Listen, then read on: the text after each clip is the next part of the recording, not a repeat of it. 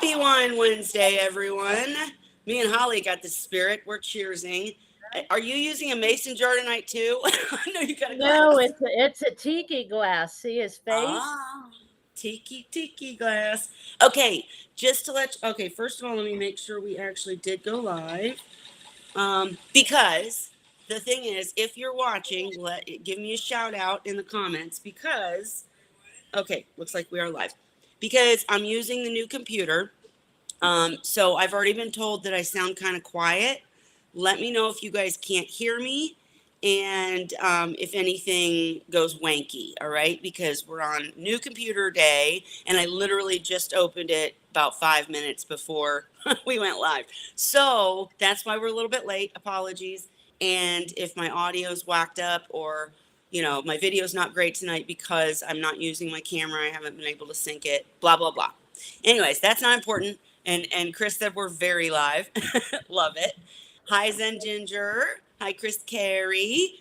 Anybody else, give me a shout out if you want me to say hello. And if you're on Facebook, don't forget you have to allow your name to be displayed, or we won't know who you are. We'll still answer your questions, but we won't know who you are. Anyhow, I'm sipping on my typical Chardonnay. Oh, but it is a new kind. I told you guys in depth last week about my salmon crab um, love and how I have to have red and white wine with it because I dip some in cocktail and some in lemon. I won't tell the whole story again because it's kind of ridiculous. But I found this new wine that goes so good with fish, right? I told you guys Chardonnay. This stuff is the bomb. It's not expensive and it's called Butter Kissed, right?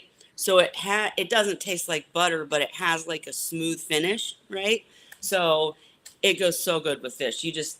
I love my food and wine pairing, and it's just like melt in your mouth kind of stuff. Try it. I'm telling you. Come back and tell me how it goes. Okay, on from wine. What are you drinking, Holly, though? We got to get through that. Oh, I just made my own little wine cooler, so it's white Zinfandel and Diet 7 Up. That's right. I got to try the thing you had last week. Um, Oh yeah, Ray, it everything shows. shows backwards I was on here. ignoring that, Ray. What are you guys talking about? Oh, When you whenever close the you bottle show there, nobody words, can understand what it Wait. says. Time out. Ray, answer. Go. You can't understand what the label says because it's all backwards, unless you're What? used to reading things backwards. Where whenever we show something with words on here, it displays it backwards. It's like a mirror image thing. is that just for you guys? No, it's No. everything. So if I held up something, it would be Oh, all backwards. That's what he said. my brain's not working very well yet. And again, the reason I have to be louder is because I don't have the AirPods synced, guys. So sorry about that. I do understand what you're saying now. Duh. So just to let you know, it is called Cupcake Butter Kiss Chardonnay. I noticed something else too that's really going to be cool about this restream stuff is that when I went to log in on this new computer, it said I had my phone sitting here, right? And it said, "Do you want to use your phone as the camera?" And I was like, "What?" And of course I said no because I didn't have time to mess with it, but I will because it'd be really cool if while I'm telling you about my mail has this behavior, I could take my phone, make that the camera and show you guys instead of doing the whole sending it through Messenger and all that. So I will play with that. The other thing is now that I have the computer, I am determined to finish this website and get these articles up for you guys. Sorry it's taken so long, but I've got the new computer. I've got this weekend off work, so hopefully this week. Besides that, and Zen, tell me if I'm too loud too, because I'm like talking loud because I'm afraid I'm too quiet. So if I'm screaming at you, let me know that too. And Zen and Chris, let us know what's going on with you in the comments or Chris, jump in if you're able, because I don't have anything really spectacular planned tonight. I can let you know what's going on with my seahorses, but what we need, guys, is questions, because then we can discuss your questions after I go around and ask the host what we have going on. I do have Holly, Ray, and Cheryl with me if you're just listening instead of watching. And I think that's all for my announcements until I kind of go over what's going on with the seahorses. But yeah, ask any questions in the comment section. And I know that we're trying to settle on a date to get Robert King back in here.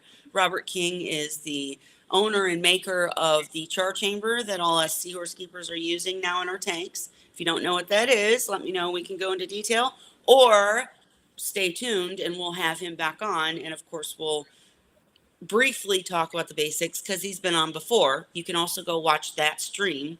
Just search within the channel for Robert King on the Seahorse Whisperer channel. And but yeah, any guests that you want me to bring in, anything like that. If you we're a community here, we like just getting together and talking about whatever. Usually it's seahorse, sometimes it's weather, sometimes it's whatever. But we're here for you every Wednesday to answer any seahorse questions, macro questions, saltwater questions to the best of our ability, and we will get guests in when you request them. All right. So Holly, what's going on with you? Let's start with you.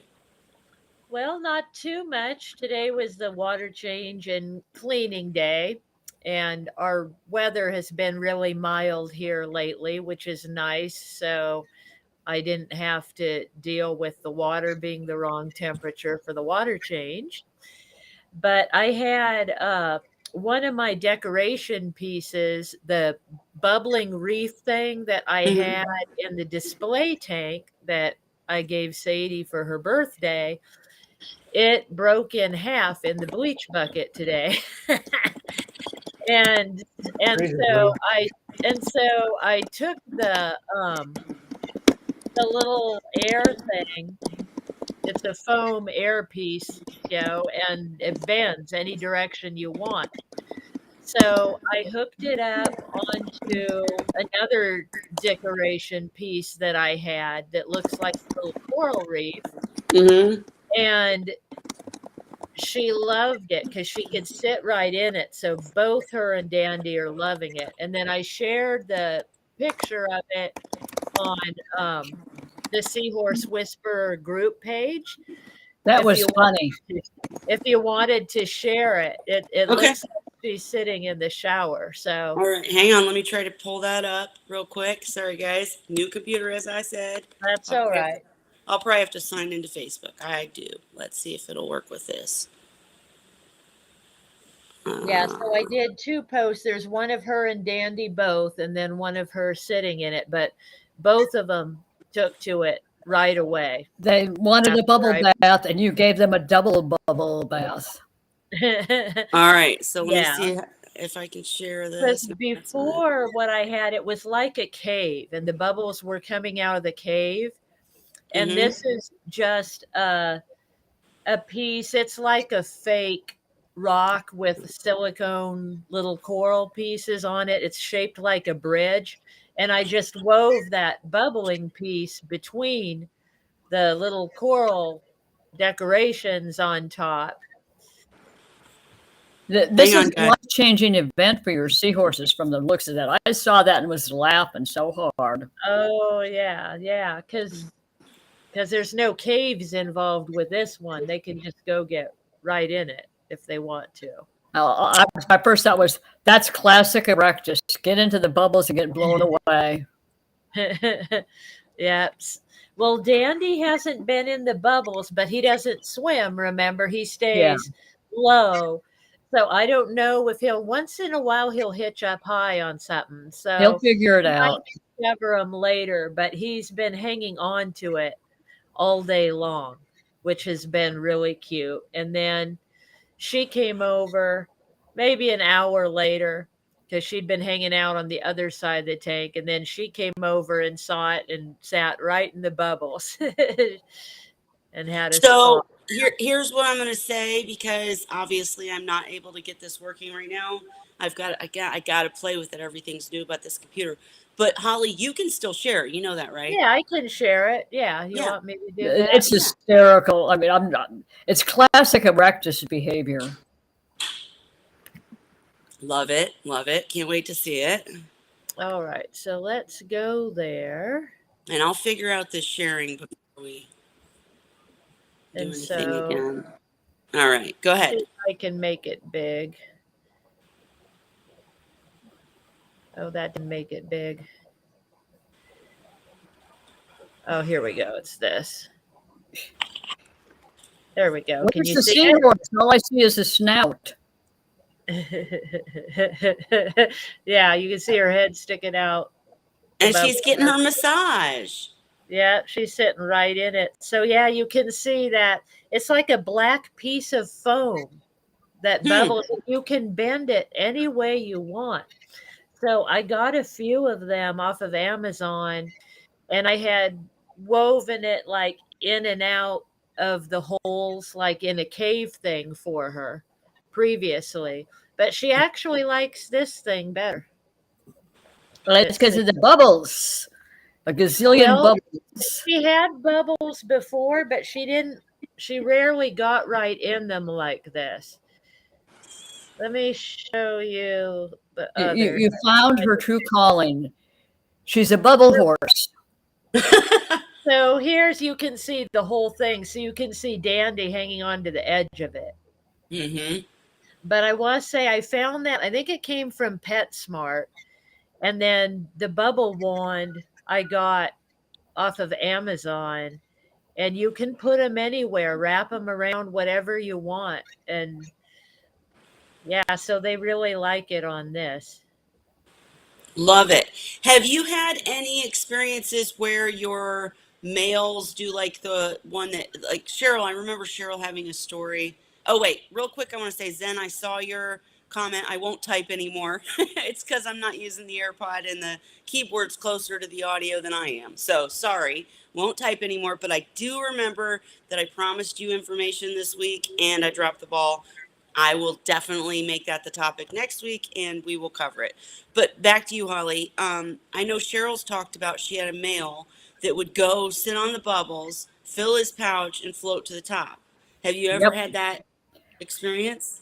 No, I haven't. Now, Scrappy Doo would sometimes go sit in the bubbles on the char chamber, but he Right. never put his pouch over it. He never tried to fill his pouch with bubbles. He'd sit in it or near it, like put his head in, or maybe other parts of his body, but he didn't fill his pouch with bubbles ever. Well, See- one of my males used to. All right, I'm going to Okay. unshare now. Okay. He'd start dancing with the females, and Mhm. then he'd pick one out and be dancing, and then all of a sudden he'd break it off, go over, hitch to the airline, do crunches with his pouch, fill his pouch with air, blow top of the tank. As soon as I relieved the air and put him back in the where he was, he'd go right back and do it again. And Oh, I finally gee. reached a point that I had to remove the airline because all he was doing was every 5 minutes filling his pouch with air. Well, see, and I find that interesting because I know Dan has told us repeatedly that air bubbles like that, the big bubbles that come from an airline, do not cause pouch emphysema. He has said that repeatedly, but it's always kind of been a fear of mine. And my male and female seahorses literally sleep attached to the char chamber. I've showed you guys before, where the bubbles are going right up their boutoirs, or whatever. And they fight over that spot because it feels so good. But I've always had this like worry that it would cause a problem like you had, Cheryl. But I mean, does it just depend on if they're courting? Like, why would it happen or would it not? You know what I mean? Well, another option. I remember when watching my engine's male, and he would literally, when he would get pregnant, he would go over and hitch, and he would get his pouch right over the bubbles, and you could watch him slowly moving back and forth and holding positions as the bubbles were massaging his pouch while he was pregnant. Oh, right. I would imagine they would have to open their pouch for it to be a problem. Sure. Well, Yeah, that's he didn't why open I his said pouch. if they're courting, if they're dancing around courting and there happens to be bubbles, like what Dan said is that the bubbles that cause pouch emphysema are so tiny you wouldn't see them. Like it's particulate matter or whatever. And That's I true. just That's true Go ahead. unless you got goofy seahorses like I tend to have. So you think, Cheryl, that yours was just the exception? Your guy just liked doing it. But it would not only need to have the pouch open, the pouch would have to be orientated so that the rising bubbles could go Went into in it. That's Exactly. true. What he was doing Now, was he was interestingly courting a enough, female. Scrappy Doo is the and only male I've had that liked to sit in bubbles. Huh. None of the So- other males sat in bubbles. I only had one male that do this, and he would go, he would court, he would break off after a few minutes, and literally bend over and inflate his pouch in the bubbles, and then float to the top of the tank. Maybe Literally. he was cleaning it out. Who knows? Who knows? I don't know what he But was thinking. He was wasn't gonna using say, his brain. I think that Ray is probably correct because, like, that it would take a certain male doing it on purpose because Dan is, like I said, Dan has said that it doesn't cause it. And like I said, my males and females fight for their position to sleep on the char chamber with bubbles going right there. So, who are you saying hi to? I missed it. Vincent just showed up. Vincent, if you're free, jump in, Vincent. We miss you. And I saw Fish Fam link too. Hello. Oh, I got to turn my camera on, don't I? See, I'm not used to Did I this. use this one? Uh, Go ahead, Cheryl. I don't remember the guy's name. He was doing research on engines in San Diego Harbor. And he found that given the right set of circumstances, they would use bubbles extensively and hang out in the bubbles and really enjoy them. But it depends. I think it depends in part on the species. Like I've never seen my combs show much interest in bubbles. And it's probably has something to do with from where they were born. My combs did. As a matter of fact, out of 7 species, I never had a species that didn't like bubbles. Really? Yeah. Well, in So there you go. Bubbles are good. Erectus are notorious for swimming into power heads, basically, just to get blasted across the tank, Mhm. turn around, swim back around, or swim straight. They'll either swim straight back into the flow and do somersaults, getting knocked over, or they'll swim around, jump in front, and get blasted across the tank again. But not all species do that. They're all a little different. But And Ray, you said all your species like bubbles? Yep. not all of them. Well, all of Engines his do. did. His did, apparently. Yeah. Yeah, Even the Angusta. and I'd have to go through hundreds of them to say if it was a species specific thing or if it was an individual encounter, so to speak, because I Right, really because it don't does know. depend on the seahorse personality too, right? Yeah. Obviously, you had a wild one that liked using it to float to the Well, top. I found out too, the bubble thing was a lot more prevalent in youngsters than fully mature adults. Gotcha. And Ray, I do want to ask real quick you, because I know the last few weeks you've had to leave early or not come because of your pup. How are things going? Are you okay? So she just like things worse. On Monday, I was getting the greenhouse ready, and all the weeds that have grown up a couple feet high over the summer, because I don't need the greenhouse in the summer, but now for my fall crop of tomatoes, I need to get it going. So I dig out all the weeds, but there's marigold plants in there that I had from my spring crop, and I didn't realize it, but one of them I dug up with the weeds that I dug up, and when I threw them out the greenhouse door, my dog decided that she doesn't like to eat dog food, but she likes to eat everything else. And Oh, French geez. marigolds for Monday were her food of choice. Oh, geez. Oh, French marigolds are toxic. yeah, I was no. going to say, I I have don't a think sick those are dog good. now on top of all the other problems. Oh. Well, I'm So you just glad you could a join us Vegasaur tonight. for I'm sorry it's going tough. What, Cheryl? No, she eats stones and she eats pine cones, clods of grass when the lawnmower clods them all up and then spits it out, and clods of dirt. She'll even eat her own feces. Yep. Well, my son's dog. We'll get back to seahorses in a sec, you guys. I promise. But my son's dog, Aries, was a German Shepherd that was raised.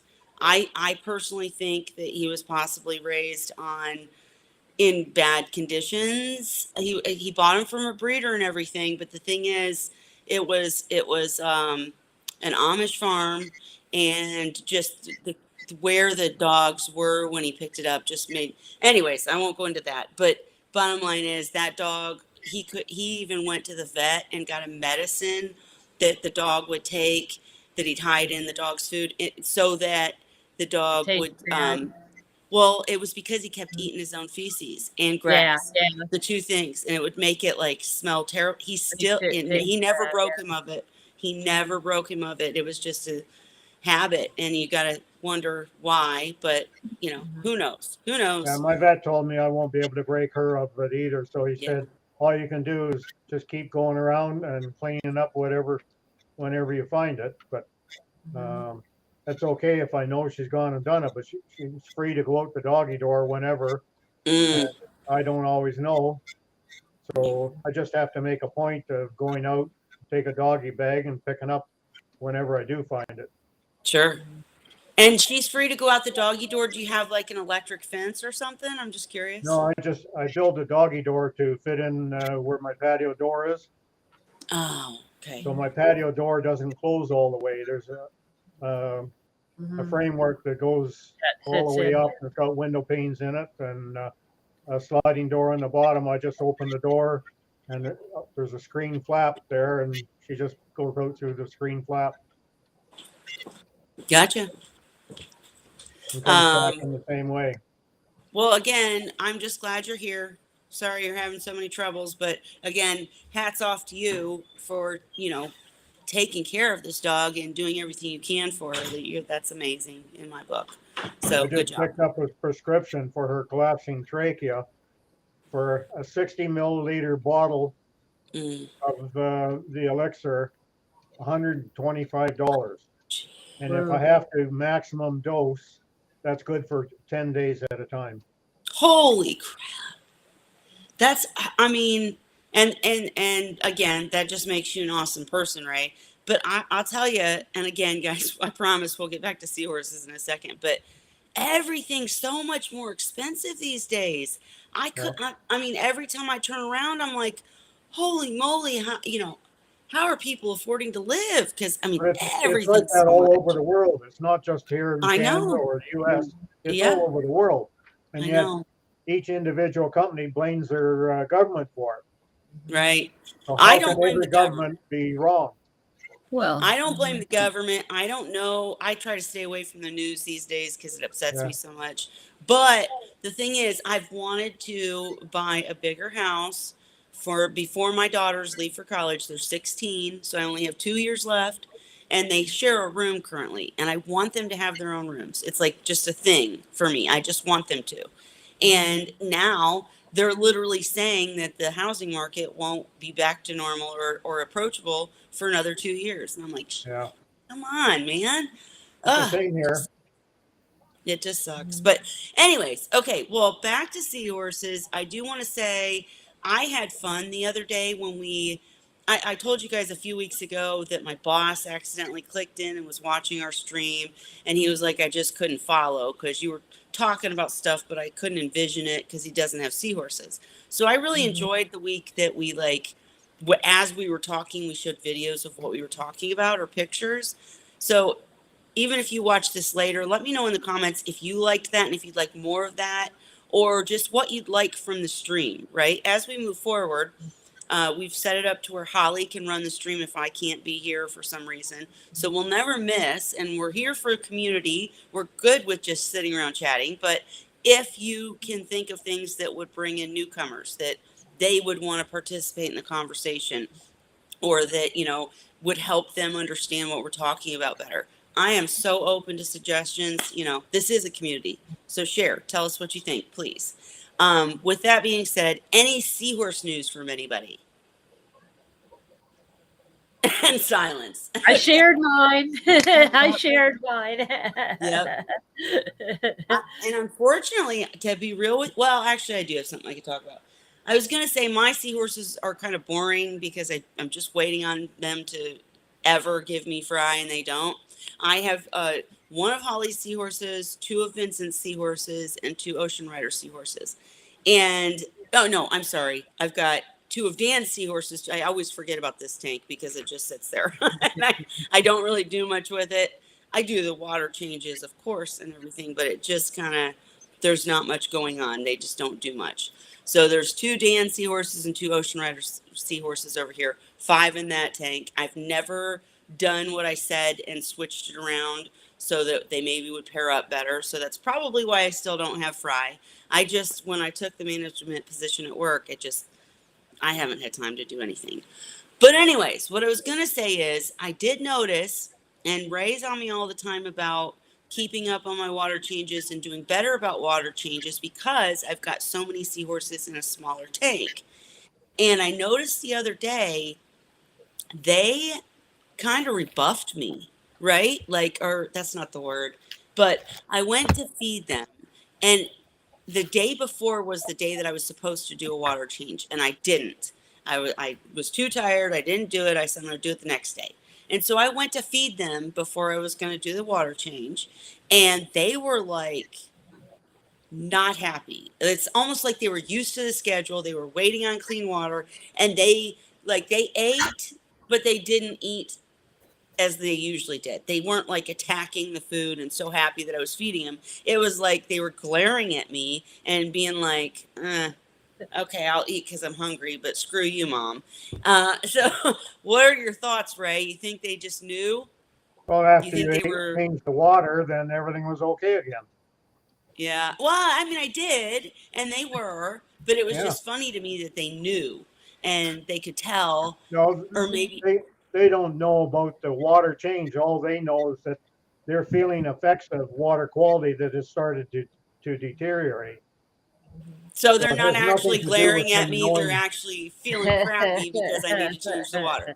Gotcha. Well, that makes me feel bad. Now, mine will do that. They don't like schedule changes. So if I do something not at their normal time, they don't like it. Yeah. And I mean, I've been home most of the time this summer.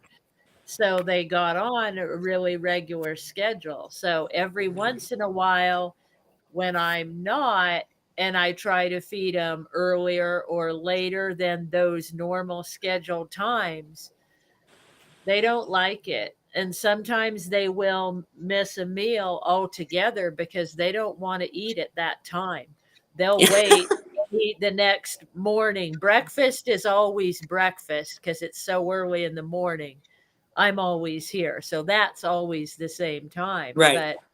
But once in a while, I'll be out, doing appointments or whatever I'm doing. So lunch is late Sure. or non-existent or dinner comes early or Yeah. different things like that, and they don't like it, and they do give me that glare. The Hmm. thing is, if you put more in a Sadie. tank, you're going to have more competition, so they're going to tend to eat faster. Yeah, I know, but Cheryl, you were out for a minute, so you didn't hear what we were saying. We're talking about the fact that they seem to be so schedule oriented, or maybe they've been trained into that by our schedules. But Hmm. Yeah, when you yeah. switch up the schedule, they don't like it. They will get picky. They will give you a glare, or as Ray was saying, they might be feeling the effects. I missed a water change, and the next day they were just different about the way they ate. They just didn't, they were just unhappy. Sadie will straight up turn her back on me. Yep. Yep. The There'll good be thing about food your in her experience, dish in front of her, and she'll turn around and face the other way to show me she doesn't want to eat. the good thing about your experience, Kelly, is that if I'm right, and if they were reacting to water quality that's getting down to a point, you know that your situation is pretty fine. If it's only a day beyond your normal change, Right. then you know you're cutting things pretty close with the regimen that you have going at the moment. Right. And do you think, right, that's a good point, and that's a good question for I'm gonna kind of steer us toward talking about more newbie things, but for anyone new keeping seahorses that maybe accidentally, or they didn't have our channel yet or our groups, and they accidentally added too many seahorses to a tank. This is a great point that you know, if you notice these drastic changes in behavior just because your schedule's off a little bit, you know that you're in a situation like mine where you have too many seahorses in the tank. And that means that, well, let me ask you, Ray, does that mean that no matter, like, you should up your water changes, do bigger water changes to compensate, but also it doesn't matter, like you could do 100% water change, but with that many seahorses in the tank, if you don't do another one or another water change in a week, you're going to be in trouble either way, because it just builds up so quickly. It's not about the amount, it's about how, or not about the amount of it is about the amount of the water change. You need to do a bigger water change. But I'm just, that what I'm trying to get at is your point that my seahorses noticed a difference within a day. And that means that I can't skip a day Yeah. because they need it, right? Because it With builds a up so newbie, quick. though, you're going to end up with other problems. Like if you try to tell a newbie and explain to them this kind of situation, and they have an overstocked tank and that, well, then every time any little thing happens, they're going to panic, and they're going to figure that it's due to this overstocking reason when it may not be. It may be something else, or it may not even be anything at all. So with a newbie, it's a little bit hard to deal with, I think. Sure. So I guess the real answer is, and I know Zen's out there, don't overstock your tank. Make sure you don't. Yeah. So then you don't have to worry about it. That's And probably the I'm best. obviously do what I say, not what I do. And I absolutely intend to separate them at some point. I just haven't gotten it done yet, guys. And luckily I've been doing this for long enough that I can see when there's, I can see that they're unhappy after a day of missing a water change. So I know to, fix that. But as if you're new to it, just start with a pair per 30 gallons. It's so much easier and you'll get by a lot faster or a lot better. What else, guys? What else do we need to chit chat about? It's also going to depend on how different the top off water parameters are compared to the tank. And if you have a really good filtration system, you can clean the tank and clean the excess detritus, top off the tank. They won't notice any difference, so they're not going to change their behavior at all. But that means you have to go through and check your temperature, your specific gravity, and the whole 9 yards. But in the end, they basically they don't change their behavior when you do that, because there's really the only stressor is having the sucky thing in the tank for a little while to get some of the water out. And I call them You mean sucky. You mean if it's not overstocked is your point? Yeah, yeah. Okay, And so wait, but you go ahead. Go ahead. Even if it's overstocked, I mean, I've on occasion when I've had some large broods of fry that really did well, where I've had 30 or 40 in an 85-gallon tank, which is definitely small tank for that many seahorses. But I never lost any. I never had a problem. But I was also doing water changes every other day during that time frame. Sure. And you did bring up a good point that I'd like to touch on and get you guys' other thoughts. Just that, oh my God, it just left me. Hang on, give me a second. It'll come back. I was listening to what Cheryl said and it left me. What'd you just say, Cheryl, before that? Basically, you were talking about. Yeah, even if you're overpopulated, if you do water changes like every other day and have a massive filtration, you can still get away with it, but it's not something that I would recommend for the average hobbyist to try. Right, but what was your story? Because there was a point I really wanted to dive into. I've had as much as 30 to 40. No, before that. 3.5 inch to 4 inch. Was it when she said if the water parameters are the same with the water you're adding, then their behavior won't change afterwards? Yeah. And Holly, you wait, hang on. Holly knows me so well. She knows the trigger of the question. So the question is, what do you guys test in replacement water? Specific Seriously, gravity. be honest. What do you test Nothing. when you test nothing, Holly? Nothing, only the temperature.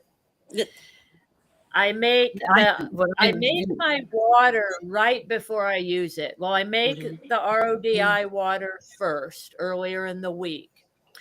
and then I'll check the temperature the morning I'm going to use it, because I do my water changes in the morning, to make sure it's within the range of their tank, which is basically mid to high 60s, possibly low 70s, but I really don't like to go over 70, 71.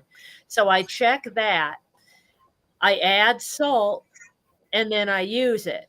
I'm using the same buckets, the same salt every week. So I don't check any of it. I don't check Well, the salinity, none of it. I just add it to the tank. I see. I'm on a Sure. well, so my water can change quite a bit depending on how much rain we've had, how much drought we've had. And so the first thing I do is, as soon as I start running my RODI unit, is I check the water and see where it's at in terms of carbonic anhydrase, how hard the water is. And then I may modify what I'm doing if that's a potential problem. Then I've got to get the temperature right. I've got to get the salt mix right. And I run through, I'm overly paranoid. So when I do water, I test everything on it basically. But I've got, it's Yeah, a but lot wait, of it. Cheryl, wait. Don't go forward. What does Well, everything mean? a Because lot of it for me if has, we wait, hang on, let me finish the question. Because if we have a reef keeper watching, a reef keeper tests calcium and everything, magnesium and all this other stuff. Do you test all that, or what do you mean by you test Yeah, everything? specifically, what do you test? repeat. And I know someone So was talking to you. I could see. specifically, what do you test? Like, do you test your pH? Do you test for nitrates? Do you test for what do you test exactly in your new water? I check, I start out with how hard the water is coming through. Maybe I need to change a membrane. Maybe I need more to redo DI resin. See, So you I'm in a test weird TDS. system because of where I live. Because I Sure. have a 500-foot deep, over 500-foot deep well.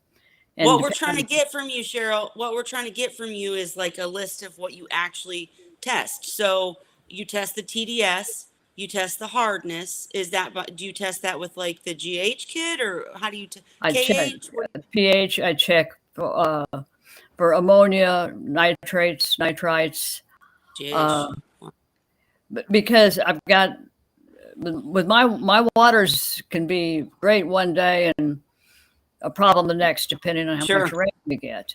So I'm in a position where I really have to be careful with what I'm doing.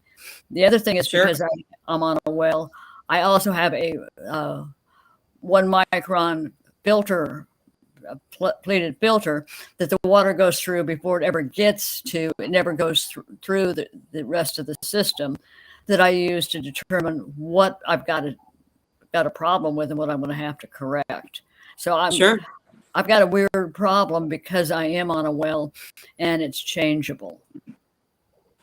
No, I get it. I get it. I was just trying to, for anybody who's in your circumstance, I was trying to get them like kind of a list to go through what you Yeah. test. But you gave it. Ray, what about you? Did you test anything in your replacement water? Just the salinity, because mainly I always have water on hand. And with evaporation, the salinity rate is going to go up. And depending on how much I use at any given time, then I need to adjust for that. And quite often, what I have in my containers, I have very large containers, even 55-gallon olive barrels. Mm-hmm. And so I have a higher salinity already mixed. And then I also have containers of fresh RODI water. And so when I do a water change and I need more than what a given container holds, so at the higher strength, I can add more of the RODI water to bring it down to the level that I need to do the water change with. So I have to check the specific gravity.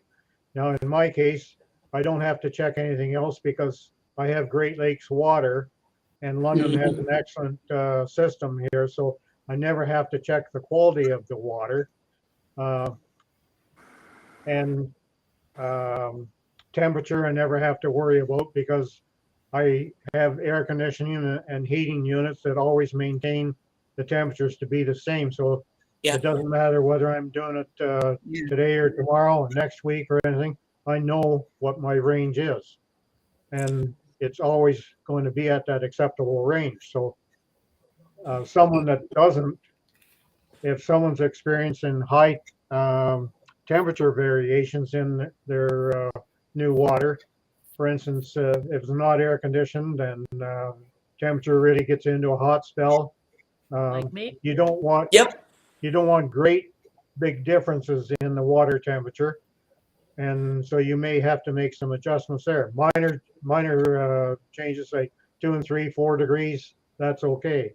But if you got 10-degree changes for seahorses that aren't accustomed to experiencing it, like the seahorse in the wild is going to go through quite wide ranges of various conditions, but they're always experiencing it, so they become They're accustomed used to it. Yeah. Right. Yeah. Our seahorses are And I not. think they're not quite as accustomed to it. And Well, it's like Wait, hang on. I wanted to answer too because, or go ahead, Cheryl, and then I'll answer. Go as ahead. you say, it's like in the winter months, sometimes my water stays barely above freezing. In the summer months, it stays around, I mean, it'll come in about 70. Where are you keeping your water? I have a pressure tank outside, Ah, okay. and that goes into a bucket, a 35-gallon bucket on the inside. So the first thing I've got to do, if it's winter time, is heat it up Mm-hmm. because it's coming in barely above freezing from being out in the well in the pressure Sure. tank. Well, that's why I asked the question. Is I think I it's run really, into that. I think it's really interesting that all of our answers are different. Cheryl tests everything because she's on a well. Holly cares about temperature because she's located in an area where air conditioner just doesn't cut it, and her Yeah. temperature fluctuates crazy.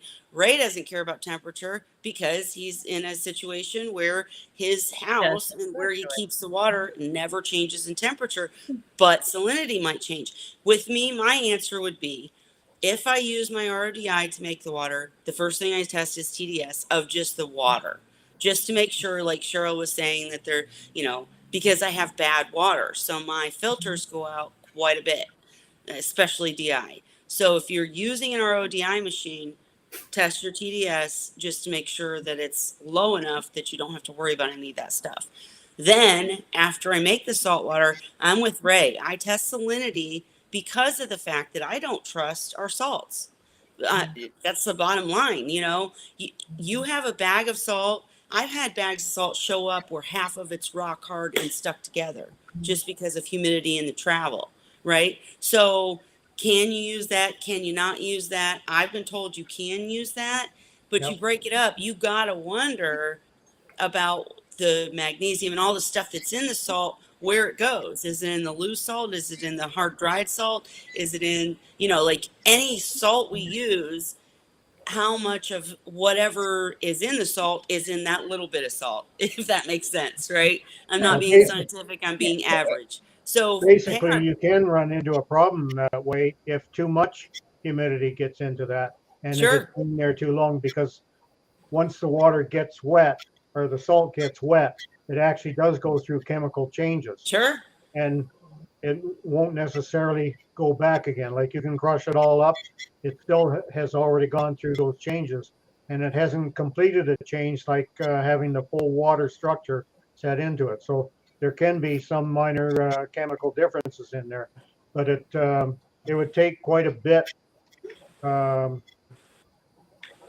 quite a bit of the rock hard stuff and having it sit that way for a long time, and having to use a lot of it in one change in a smaller system before it would really have a big difference. Sure, but I mean, I get your point. It can be used. Salt's expensive. We ain't trying to waste it, but you should be careful. If you have a huge amount of salt, and it gets that way, maybe not so much. I buy the 50-gallon bags. So if there's a portion that's clumped together, I'll break it up, real good. But then my whole point is, no matter what part of the salt I'm using, I test salinity of my replacement water because I just want to make sure that it's correct, right?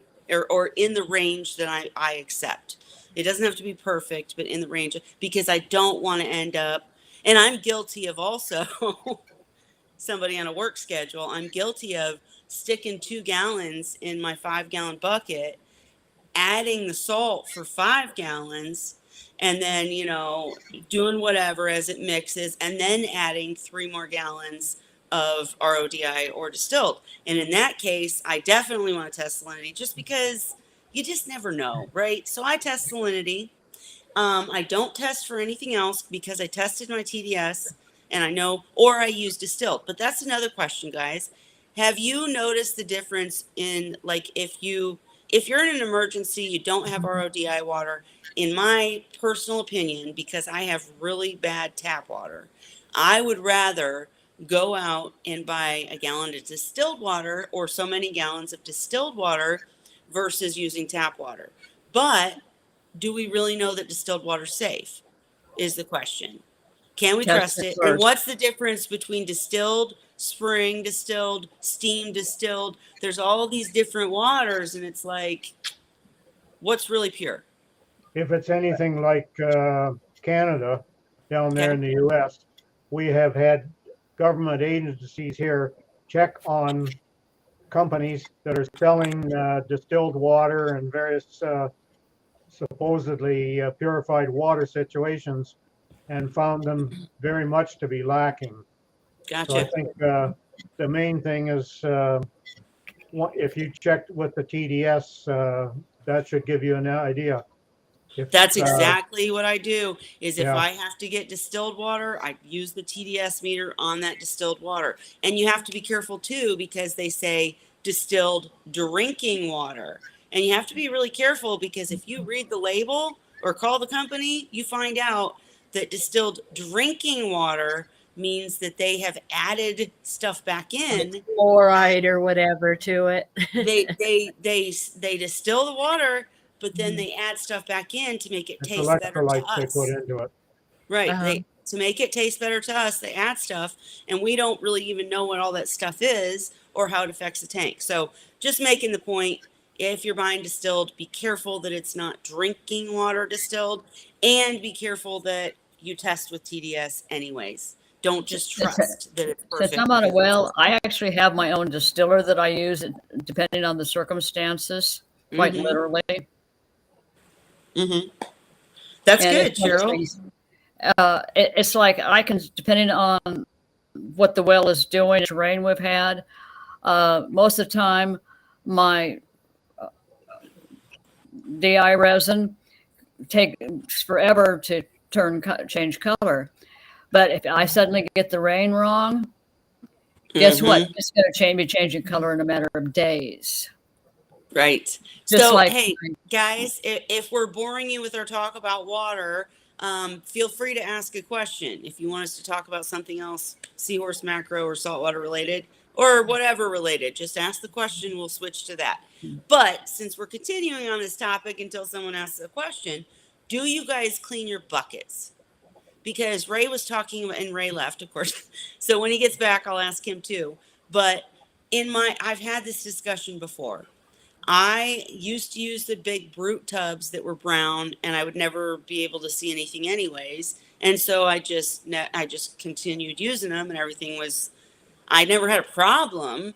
But now, since I have smaller tanks and not as many tanks, I've been using the 5 gallon salt buckets, like old reef crystal salt buckets. The drums. You know what I'm talking about? 5 gallon.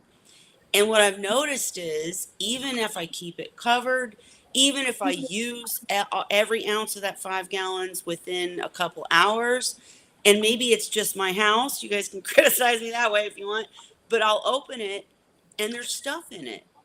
I don't know if it's from the salt. I don't know. I mean, I cover it. It's perfect, but Once it Do you mixes mean up, in there's the always stuff. water or Yes. just in the bucket empty? So No, when in you the water.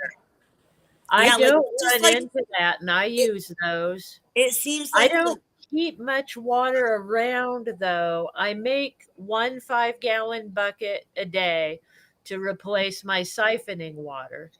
And then on the weekend, I make all the RODI water for my water change on Wednesday, and it sits in the buckets without salt in it until I'm ready to use it. And then I add the salt. Now, when I'm done, all those buckets I stack inside of each other. So it's a big tower, like 8 buckets high. But I haven't had any problem with anything in mine at all, other than now and then a pine needle or something will get in and I just pick it out because I live in the woods. well, okay, But so first nothing scummy So ever. first of all, I want to say I think your method's great, Holly, and I think you just made a good point. Don't add the salt until right before you're ready to use it. I've seen a lot of reef keepers, a lot of YouTube videos where it says add the salt and let it sit forever and it can sit for days. I don't trust that myself. So I'm just telling you my opinion here. I think you don't add the salt until you're ready to use it. The water can sit, but not with the salt in it. That's just my thoughts. I don't know. But I would think, I'm not a scientist, but the stuff in the salt that makes the tank what it is, I just feel like if you let it sit churning, in my case, the pump Mhm. that I have to mix the salt water, it makes the water heat up, right? So I Yeah. do have a circumstance where if I use it right away, my air conditioner, like Ray's, handles the water never gets high enough to do anything. But if I let it sit for days, not only does it get hot, but it evaporates. So then you're off on salinity, right? So I'm just saying, I think you should not add the salt until right before you use it. And if you're using smaller drums like I am, and you have a condition where you're using a larger pump, that would cause heat and evaporation, just do it all right before you're ready to do it, right? Don't let it sit, is my opinion. But Ray, the question was, do you clean your tubs or whatever you're mixing the salt in? Because and I challenge anybody watching this, the next time you mix salt water, let it sit for just an hour and then look in it. Because I'm not freaking crazy, you guys. I'm I, telling you, uh, if you look in it and you pay attention, it's even as I said, I keep it covered, I keep it, I perfect, might and have I'm cleaned them telling out you, a it decade ago. always has little particles in it. but remember, you're on city water, so there's going to be Yeah. some chlorine in. No, honey, Uh, no. Time out. I do not use city water. I use either RODI water or distilled, period. See, I'm on the well. That's one problem I don't have. One that I don't worry about because I've never had a problem with it getting scummy when it sits there. I don't mean scummy. I just mean you look in it and you see little tiny things, tiny little things. And I just always wonder if it's because I didn't clean my bucket well enough or my pump for that matter. Maybe It my could be something vision in the isn't pump. good enough. Or maybe I'm overreacting. That's very possible too. So And that's why I'm asking. I use my salt really fresh. So it's cloudy. I don't even use a pump to mix it. I mix it by hand. I stick my Right. hand in the bucket and stir it up, and then it sits and waits while I'm cleaning the tank. When I come back after cleaning the tank in like an hour or so, maybe an hour, and I'm ready to use the water, I stick my hand in there and stir it up again in case there's any little tiny salt particles that need to be remixed.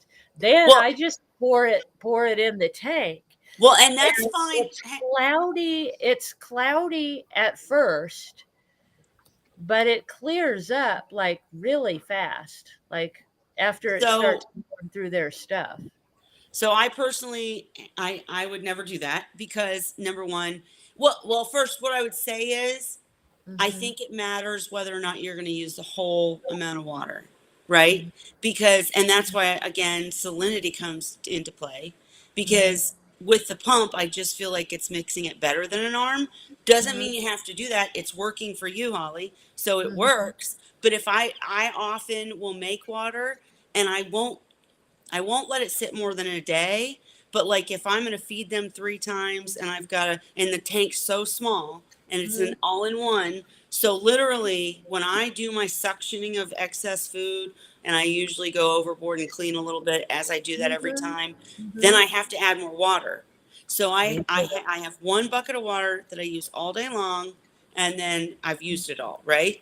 On water change day, I have multiple buckets, but I get your point, and it's fine if you're using the whole bucket, but I would worry if you're in a situation like mine where you mix it just with your arm or whatever, and then Mhm. you're just using a gallon of it, because then is the salinity right? Is Mhm. any of this enough to make a huge difference? Probably not. I'm just throwing it out there for discussion. And Ray, you're Mhm. saying what, you don't clean the containers? I don't clean the containers. It's probably been at least a decade since I've cleaned them out. As a matter of fact, they're still sitting with salt water in them right now, even though I don't have any seahorses anymore now. And But what's the quick filter? What is that about? they're Hagen power heads. They're 400 gallons an hour power heads, and I put quick filters on them. Basically it's a canister that has a filter pad inside.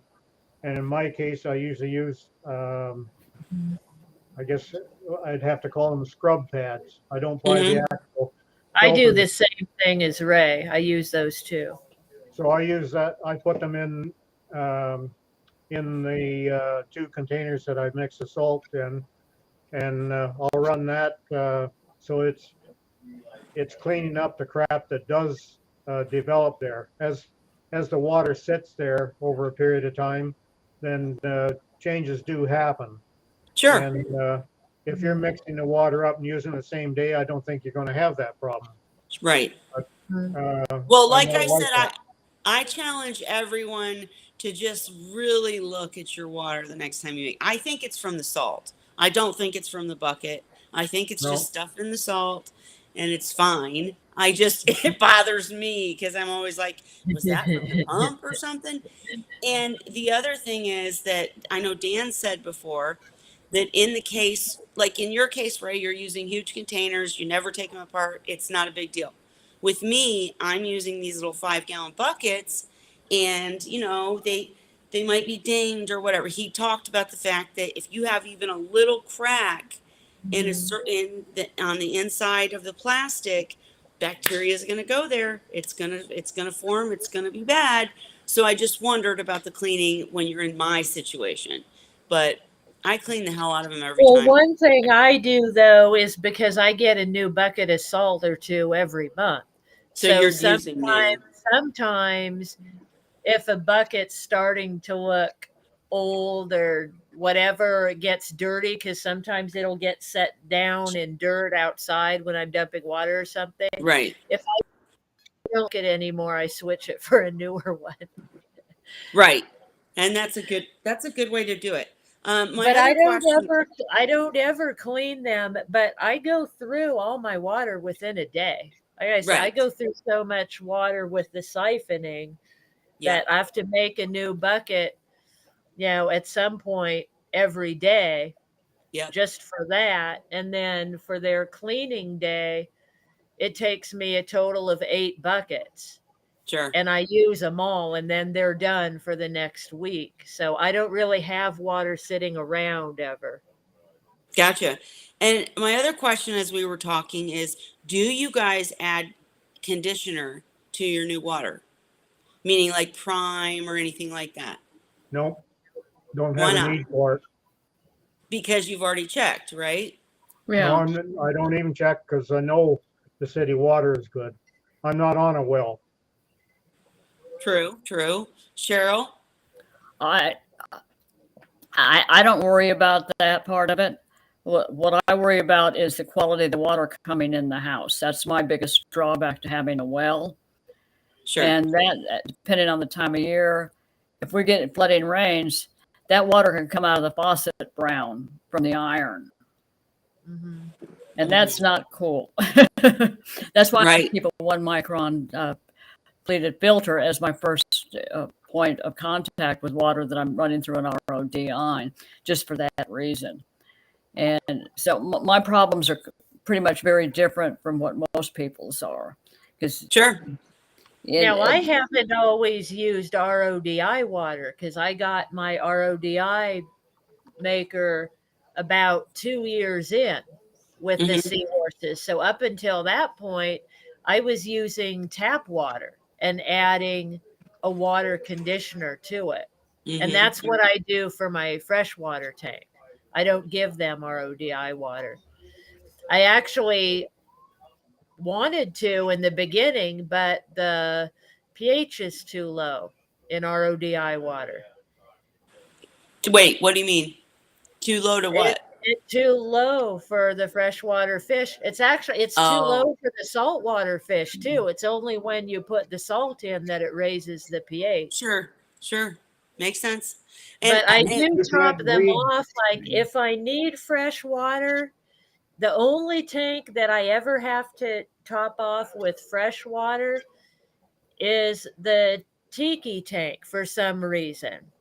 The salinity never gets too high in the display tank. So the evaporation there isn't a problem, maybe because it's acrylic and it's more enclosed than this one. mhm. This one, sometimes the salinity starts to run a little high, and then I add just straight RODI water to it. But it's a small amount. It's never more than say a half a gallon Sure. to a gallon for their Yeah. like 90 gallons. So it's not enough to really run Matter. the pH. But Right. I did notice, when I started keeping the freshwater fish, I read their pH range and I was going to give them RODI water, but the RODI water is way too low in pH, even for the Mhm. freshwater fish. You can't read pH of RODI water. Okay. Oh, really? You can stick a meter in, but it's not going to tell you anything because there are no electrolytes for the current to Exactly. pass properly. Well, maybe that's why it reads so low then. Well, Yeah. yeah, You're exactly. not going to get a reading that Yeah. means anything. The other If you thing have too that Ray RODI said, water, you have to add buffer, period. yeah, Whether the other it be thing that Ray saltwater said tank. too is if you check for ammonia in newly mixed salt water, often you will get a reading because the chemical changes are not complete. And this is why when I mix salt water, I will not use it for at least 24 hours after I mix it because Really? I've already seen that happen. See, that's opposite what we all just said. We all just Yeah. said, don't let it sit. You're saying let it sit? That's interesting. I I'm let it definitely- sit with pump running, and the biggest thing I have to watch out for is I have to use a couple of small pumps depending on how much I'm mixing. Otherwise, the larger pump will heat it up too much. Like if it's summertime, wintertime, it's not a problem. Winter time, I want the biggest pump I can find because it'll warm it up as it's there. But yeah, it goes for at least 24 hours before I use it.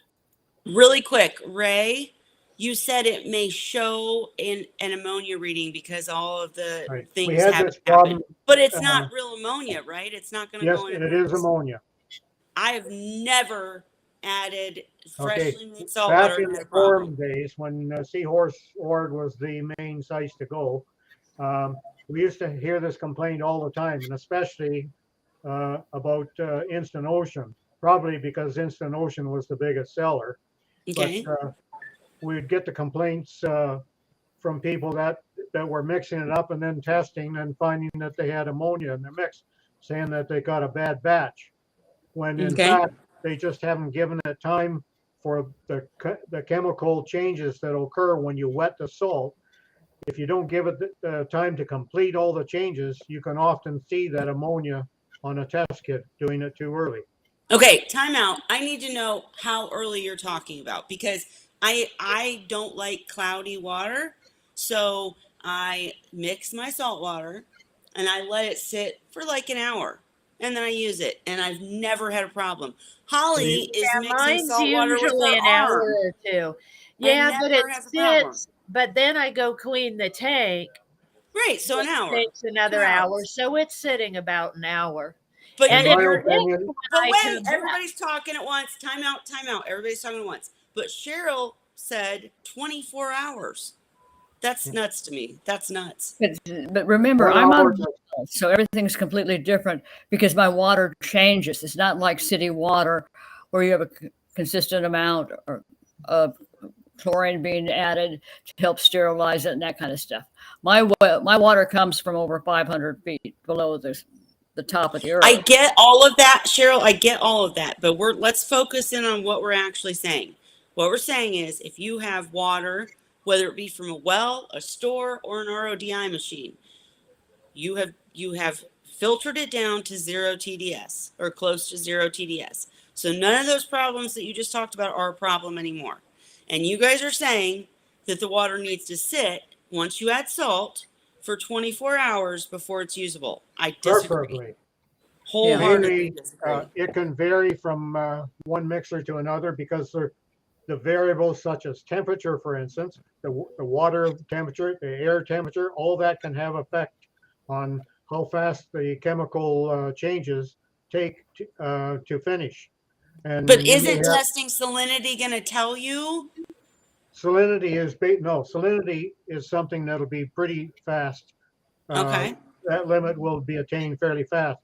But the chemical changes that go on there, some of them are immediate when you add the water to it, but there are others where um, some specific chemicals might go through 2 or 3 compound changes before Hmm. they get to their end result. And there are some changes that have to exist and be done before some of the others can finish their changes because they're going to use some compounds that are developed in with certain chemicals. Uh, has to be done before other chemicals can utilize that changed compound in what their end product's going to be. So It's I'm not a it's pretty hard for scientist. me to explain it, but No, I get what you just said. It makes sense.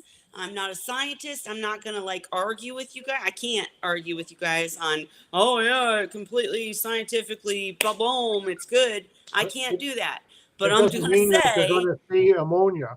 I used to, when I first started, test my replacement water for everything because I was paranoid. I was new, never saw ammonia, not right after mixing, not an hour later. I will say I would not use salt water that I just mixed because it is cloudy, because I don't feel like everything's mixed up the way that it should. I don't know about the chemical compounds and the scientific jargon, but I'm telling you, I don't use it for at least say an hour, maybe 2. Like Holly, I go and do my water change, clean the tank as it's mixing or whatnot. I would never use it right away. I don't know. I'm sorry guys. I don't know about the 24-hour rule because I've never done that. Because in my case, if I let that pump that's huge and it's the only one I got to mix salt water, I could get a smaller one I suppose, but it's working for me, so whatever. My huge pump, if I let that water sit with that pump running for 24 hours, that water would be 90 degrees Yeah. because the pump is too big for the water. So what I've done forever is make my salt water, let the pump run it, get the cloudiness gone, go do my water change for an hour or 2, and then add the water. Well, I test the salinity, like I said, and I've never had a problem. And back when I used to test ammonia, I never had ammonia. So I don't know. I don't The know. I reason think they didn't get the ammonia reading, it may have been that the ammonia was good, is that stage was going to be after when you actually used the water, Hmm. or it may have gone and completed before you actually did the testing at that Well, I time. hear you, but I'm worried that we're going to scare somebody new into thinking Well, they have to usually the let this levels aren't bad enough that they're going to be a to make problem. it's not going to And make a the if you difference. do thing a is, water change with the new water that has some ammonia detectable, if you mhm. do a water change with that, then the the Bacteria in the chemi- tank's going to take care of it. The no, old water is going to mix. chemical changes are still going to continue on, Mhm. and it's not going to it's just not going to stay there for very long. That's So- why we have beneficial bacteria in our tanks in case some little bit of ammonia gets in. A good bacteria attacks it, eats it up, and it actually probably makes your tank better. But I would say test ammonia if you want to, guys. In fact, I challenge you to. I'd like to hear what you guys find when you make your salt water. And I would also say, back to the original question, that's why I still, to this day, add a little drop of prime to my replacement water. Just in case, just in case. I've got kids here. I've got, smokers in my house. I've got kids or teenagers spraying perfumes all the damn time. So I just don't trust anything when it goes, because I don't want my tank to be messed up. So when I'm every single time I make replacement water, I don't do it with, like, if I use distilled water that's sealed and I open it to do top off, I don't use prime then. But I put a drop of prime, just a drop or two, in every replacement bucket. That way I never have to worry. If there is ammonia, even a high level, it's going to take care of it until that water gets in the tank, and the tank can take care of it with the beneficial bacteria, if that makes sense. Just my way I do it. The thing is, I will say too, one last thing I will say too, though, if you are going to use my method, don't add too much prime. Don't add a whole cap of prime to replacement water, because it is true. They say you can't overdose prime and you can't overdose conditioners, but I disagree with that. And Dan has said before, the one thing that these conditioners do affect is oxygenation. So, not trying to throw more at you or worry you. I'm trying to make this simple for newcomers, and I know we got in too deep. But the bottom line is, couple drops, you're clearing any ammonia, you're converting it to ammonium to where it can't hurt the seahorses if it ever could. But if you add a whole bunch to a tank or replacement water or whatever, it can just affect their oxygenation. So don't add a ton. That's all. Okay, That's my comment about people that have tested for ammonia and finding it after they've mixed, it wasn't because it's something that should be done or that you have to leave the water change for X number okay. hours. It's just to let you know that some people check for it, and they don't understand that that isn't complete, and they think there's a problem. Gotcha. So basically, I'm just saying that it's a process that happens, and so that if people are checking for it, sometimes they might find it and they're going to panic. Don't panic. Don't panic. Don't panic. No. the I thing got you is right. too, it can convert to ammonium, which is still going to test positive as ammonia. Sure. And Right. it's one of those things where it's not, that's one of the reasons, like you're talking about adding a little bit of prime, particularly in the summer months when it gets hot here. And I know there's a higher potential for contamination. When I get a reading of ammonia, I treat with prime and then continue to check it before I use it, just because there's a higher probability of getting different types of bacterial Problems. problems affiliated with the hot, warmer weather, warmer water. Good point, Cheryl. And that leads me to one last question about water, and then we'll move forward. But that's the other reason I don't like to let water sit, even if I've got a pump in it, but especially if you don't. Dan has talked repeatedly about set a cup of water on your counter. Would you drink it the next day? And I wouldn't, because bacteria is forming. It is. It's forming everywhere, especially in water. So I understand if you have a pump in, or you have something that's mixing and aerating the water, you're not going to have a problem, and that's fine. If you have like a big container like Ray's and you let it stay there forever, but just sitting water, don't you think that would be a problem? Well, it's not sitting. I usually have a power head Right. sitting there. But getting back to a glass of water sitting on the counter, and are you going to drink it or not? Well, if you, instead of letting it sit there overnight, if you dump it in your tank, don't you think the same bacteria is going to affect the water in No. the tank? No, because of the aeration. That's You've got the more key. bacteria in that damn tank than you have coming from your air into that glass of water. I get you. I hear what you're saying, but I'm just talking about the difference in bacteria. Whatever bacteria is in the water in your tank could be very different than what happens. I'm not a scientist, guys. I don't know the chemical Hey, reactions and if how that bacteria forms bacteria in in a the glass air of is getting water. in your water, you're breathing it in. I understand that. And I wouldn't drink the water is the bottom line. I just think it'd be nasty. In my brain, I feel like anything that sits out without aeration is going to be bad. And that's what Dan told me. So I'm sticking to it. I don't know Well, the reasons. I just know that's, I Wouldn't think a lot of bother the me. problem is people will mix water. Sometimes they don't pay attention to how long it's been sitting there. Other times they don't test to see what else might be in there that they need to treat for. And it can be easy. It's easy to fix, but you've got to be aware of it to do it. And this is where, like some of the newer people tend to run into problems, is they don't know they just assume that it's going to be okay. And what do you that's need to, what you said you need to test, you need to test for in the water? What, in new water? yeah. See, I I'm mean, so sorry. I disagree. if you're making water, aren't you going to test your TDS, your specific Yeah. gravity? Uh, TDS and salinity. Yep. I'm going to test for ammonia and all that stuff. I'm also going to take a look at what it's done to my DI resin because I use color changing resin. What Sure. it's done to my pre-filter because as I said, I have copper contaminants in my water at certain times of the year, and it turns that 1 micron filter into yellowy orange in a matter of a couple of trials, but it Sure. removes. And so these are the things that not everybody's going to have to worry about. Mine's kind of a different situation, but it's one of those things where once you get in a habit of a specific way to do it, and it's working, and all your Just go. seahorses are doing great, don't change anything. That's the bottom line.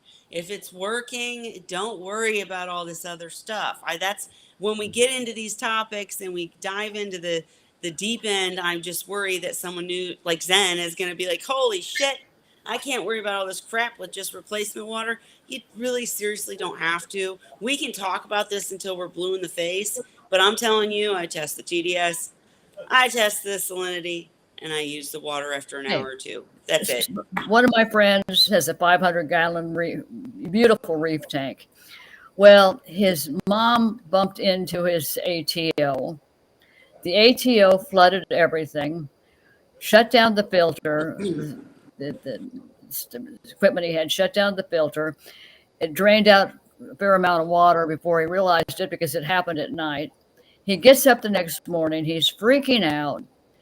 He's getting water. Everybody's giving him water and everything. He fills the tank back up, dries the mess on the floor, and he didn't lose anything. I was gonna say, if someone, one of our friends in one of our groups that uses straight tap water with Prime for their water changes came in here, they'd be like, "You're all crazy," because my seahorses are fine. I mean, it just depends on the situation. You do not have to get. I mean, if you want to make sure that your seahorses live long, there's information to do so, but you don't Yeah. have to go that deep. You can still be successful with just the basics. Well, Zen it Ginger wanted to depends know. so Go much. ahead. I was Yeah, just going to say, it just depends on so much. absolutely. Zen Ginger wanted to know: are your tanks sealed, or does your house air still touch the tank water? I Good think it's the point. same, but I get the obsessive part of it. I'm kind of the same. Laugh out loud. All right. Is your tank sealed? Anybody? No. And I get bugs in my tank. I get water bugs because we have ponds outside, and Yep. somehow they don't know that salt water is salt water, and they'll come in sometimes and drown themselves in the tank or in the sump. I get dust, um, whatever is in the house is gonna get in my tanks. I'm not super anal about it, I'll say. I don't worry about it really. If I see something in the tank, I scrape it out with a net. If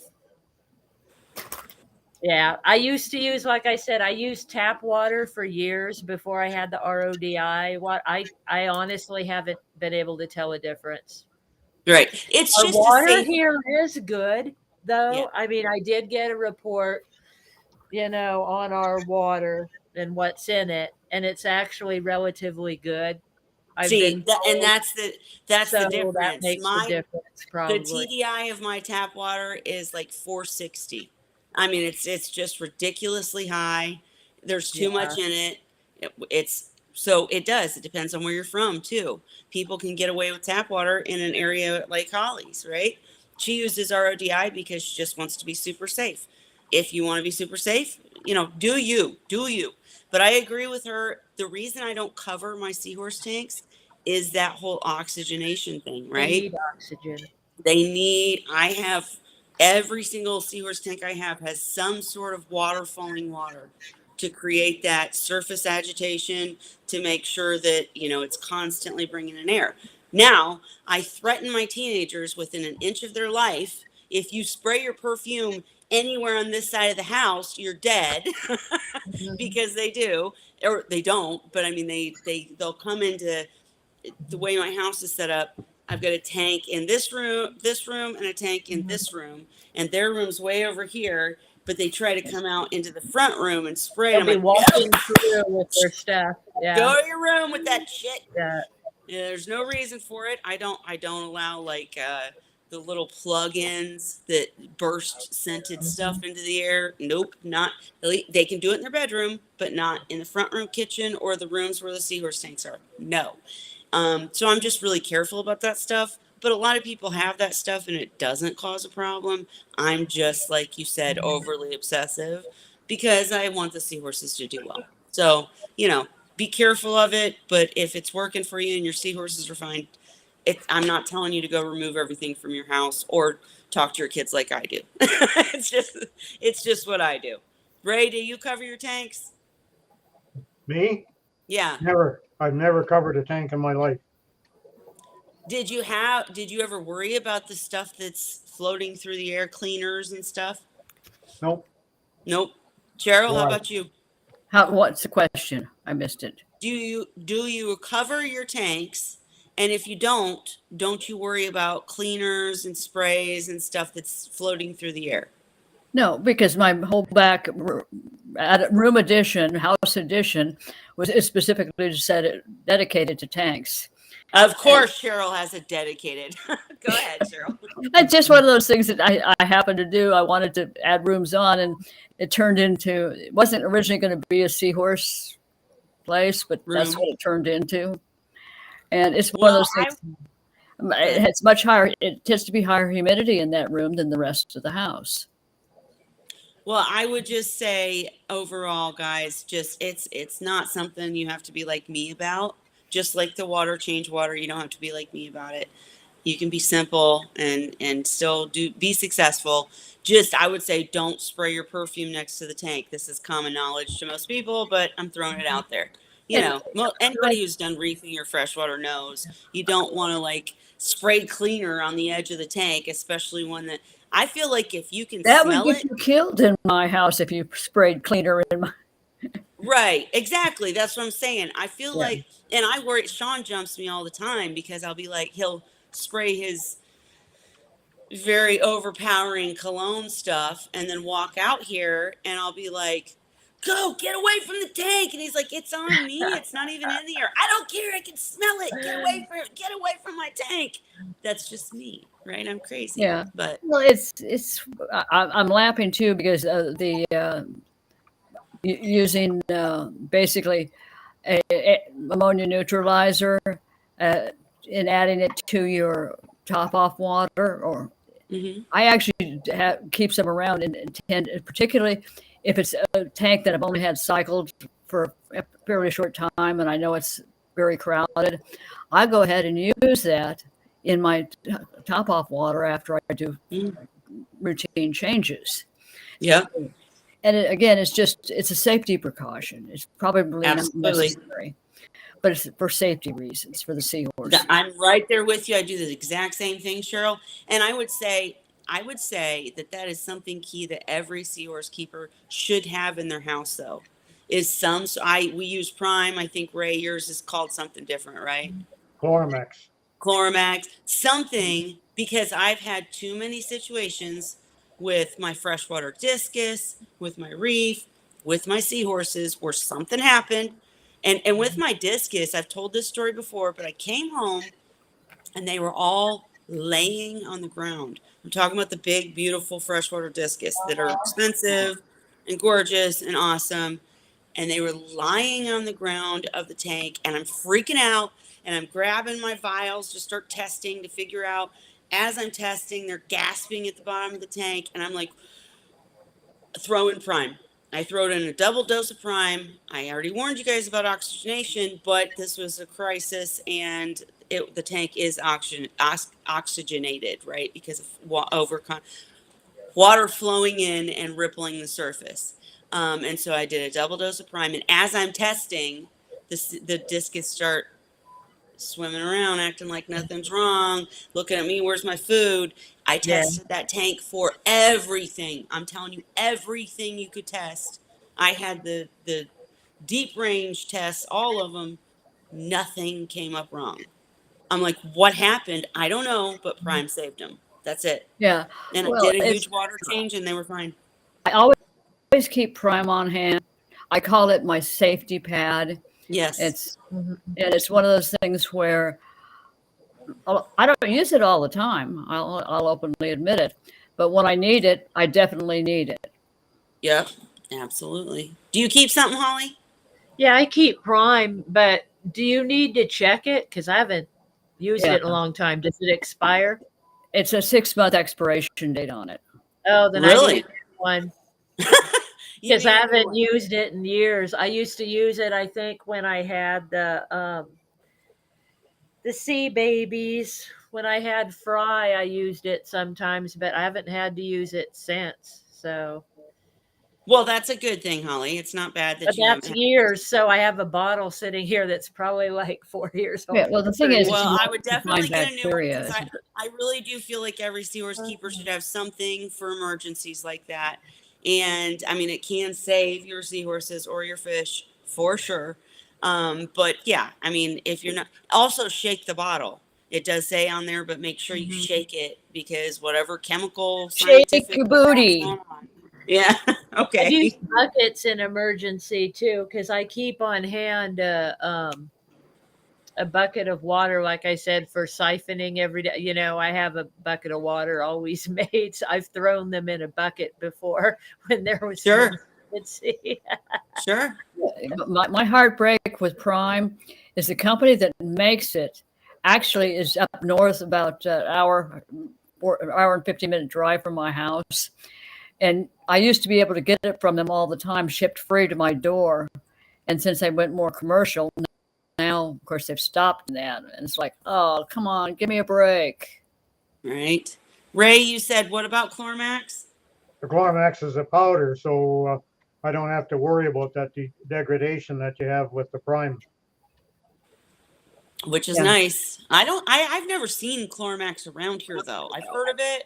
I've seen it before, but like it's not available in our stores, I don't think. Maybe not in your Have you? stores, but it's available online. Sure, sure. Yeah. I Have bought you ever mine used it? from an online seller in the U.S. Holly, Cheryl, have you guys used it? Mm-mm. Chlormax? No. Uh-uh. Yeah. I mean, I get your point, Ray, but a bottle of Prime's like $6, a little one. So I just, easy. Whatever. It's whatever floats your boat. If you want something to last a long time, I think Chlormax probably is the better answer. A powder always is going to be the better answer. But all right. What else, guys? What else do we need to talk about? Share. We are hitting on 2 hours now, so we're close to the end anyways, but And all not we end do, like we I'm talked excited about for it, water but most of the time. I know we need to. I know. I really like I said, I liked the time that we showed our seahorses and talked about them more. Now that I'm going to figure out how to use this phone as a camera thing, so I can, as I'm telling you guys about whatever my Well, seahorses are doing, I can show you do realize when you're learning your new Apple, you can always call me because I don't know any more than you do with a new Apple. There we go. I'll call Cheryl. But no, I'll figure it out. I just literally just opened it. So we'll figure it all out. But anything you guys want us to do to make it funner for you, like I love this. This is my my fun thing for the week is Wine Wednesday. So I have fun no matter what we talk about. And we do have differences of opinion, and you have to take what you want and leave the rest. But I mean, anything that would make you guys more, bring newcomers in is the thing. We want new people to come. That's the whole point. We are here to just shoot the shit with each other and have fun with each Well, other, but we're more here for the community and to share, the knowledge that we can share, to help newcomers keep seahorses. So anything you think would bring them in, whether it be guests or topics or whatever, please share for sure. well, one of And the Ray things, shared a link. Go ahead. yeah, one thing also is so many people that are starting out, you can give them the information, but they're going to get so much different information from every place they go, and it's going to really cause them problems. And it's in their best interest to find somebody who has a proven track record Sure. and stick with that person, whether it be looking at your RODI machine or using what is it, chlorinax, Clarmax. Cormac. or what else? Because Prime, yeah. somebody, it's like none of us truly have anything to gain in terms of monetary value from doing this. What we gain is trying to help people get through, become successful. Absolutely. And Absolutely. And we definitely do need to do a few episodes on fry, because I always steer us towards, new people with new tanks, but I know a lot of people want to talk fry and how to keep them, because newcomers usually end up with fry, right away. So we can do that too. But yeah, just how to make the channel more fun for everybody. well, Because I have fun every week. Let's But try. One of my problems is everybody for years and years and years has said the reason they're floating on the surface is because they have air in their swim bladder. Well, I've got actual pictures of newborn fry, well, not newborn, a couple of day old fry with the infection of the GI tract, and you can clearly see it compressing the swim bladder. And that's Sure. the real cause of it. But these are the kind of things that, if you know that, it makes a big difference in terms of your thought process and taking care of them. And it's all these little things that you Well, learn. that's what I get worried when we dive into those little things on just a general chat, because then people are like, holy shit, I got to worry about that too. And no, you don't. It's very simple to keep seahorses. It's just different. Follow the rules. You'll be fine. But I would love if, when people have a problem, we get them in here to say, here's the problem. Here's the tank. What am I doing wrong? So we can help them investigate and help them succeed. That would be cool too. I need to be more proactive in finding people to come in and chat with us about what's going on with their seahorses. Yeah. I will do that on my end, but Well, just overall, we want to make it more fun for everybody. Get new I people. wish Dan would come back periodically. Dan was my He mentor does. for years before I really got my He head does. He straight and comes figured back out how when to he do it. can. He's just super busy. He's super busy. Yeah. But that's, and I say that too, guys. We need the newcomers to become the old timers, right? Because at some point we're all going to have to retire our wine glasses and retire Wine Wednesday, and we need someone to take it over too. No time soon, don't worry, but it'll come. And I want this to continue. I want there to be some place for people to go to not only hear about our stuff, but ask questions and get answers right away without having to wait. So Yeah, anyways, with that, it's enjoyable to talk with people and to help Yeah. them get started. And I really enjoy watching them become successful. That's my goal out of all of this. Yep. Is working with people to the point that, Well, hey, I did it. I've got Yeah. 5 babies that are now 3 or 4 inches long, kind of stuff. absolutely. Hey, thanks I to would. you guys' help, I have babies that are now over 3 years old. Yeah. Right, exactly. I was going to say, without people like you, Ray and Dan, I would never have ever kept Seahorse Fry alive for as long as I did, or ended up rehoming them and creating new seahorse keepers for sure. So we need the old timers for sure. Not old timers, that's a bad word. We need the veterans, but we need newcomers to continue and pass the torch. So, but yeah, no, I love it too. And I come and we have fun every week, but I just want to make it to where, and Zen Ginger is the one. We're going to pull her in when she finally gets ready to set up her tank, and we're going to make her come in the live stream and share as she goes, and then share her success. And, you know, she'll be a testament to the process of how it works. But for tonight, guys, do have to work tomorrow. So we're going to do the Happy Wine Wednesday. We will be back next week. Don't forget, we want to know what you want to see in here. So let us know, and we'll change things around and have topics and guests that you request. So, but for tonight, thank you, Ray, Cheryl, and Holly, for joining me. Thank you, Zen, Fish, Fam Links, everybody who joined us in the comments. Chris Carey, if you guys missed, Chris Carey joined us a couple of weeks ago later in the stream. So go back and watch the last few streams. You'll catch what he's been up to. Yeah, that was cool. I know he gave us a tour and everything. I and loved we'll his, have him on as a guest again. I loved his stocking cap. That he Yeah, had yeah, absolutely. It's covered But with for tonight, seahorses. guys, we're calling it, and we'll see you next week. Happy Wine Wednesday. Night. Cheers. I can't find the Bye-bye. leave button. Everything.